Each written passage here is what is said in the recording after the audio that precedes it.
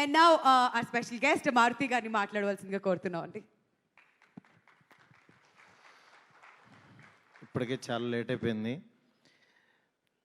Sharwa darling, నిన్న గెలిచింది మనమే, రేపు గెలవబోయేది మనమే. ఎందుకంటే నిజంగా తను చెప్పినట్టు శ్రీరామ్ ఆదిత్య చెప్పినట్టు ఒక పండగ వాతావరణం ఉంది.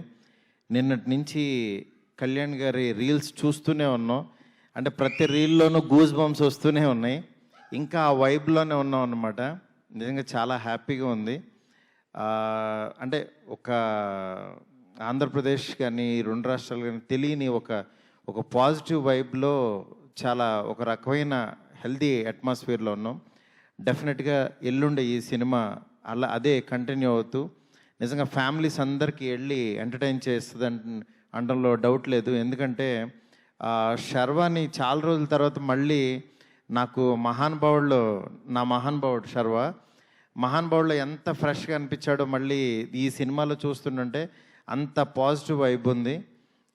తనతో అంటున్నాను, నిజంగా డ్రెస్సులు కానీ అది కానీ ఇంకా ఇంకా ఇంకా యంగ్ అయిపోతున్నాడు రోజు రోజుకి. ఏం డార్లింగ్, అసలు కాలేజ్ లవ్ స్టోరీస్ కదా, స్కూల్ లవ్ స్టోరీస్ తీయలేము నీతో. నిజంగా చాలా హ్యాపీగా ఉంది. ఇక్కడ ఈ సినిమాకి కృతి ప్రొడ్యూసర్గా రావడం, పూర్తి బాధ్యత తీసుకుని ఒక సినిమాని ఇంత బాగా ఆడియన్స్ ముందుకు తీసుకురావడం, ఆల్ ది బెస్ట్ కృతి. నిజంగా అలాంటి ఫాదర్ ఉండటం గ్రేట్ నాన్న. ఎందుకంటే ఆయన విశ్వప్రసాద్ గారు ఎంత హార్డ్ వర్క్ చేస్తారో అసలు, అంటే గ్రౌండ్కి వచ్చి వర్క్ చేస్తుంటారు. అట్లాంటి పర్సను, మంచి టీం అందరూ.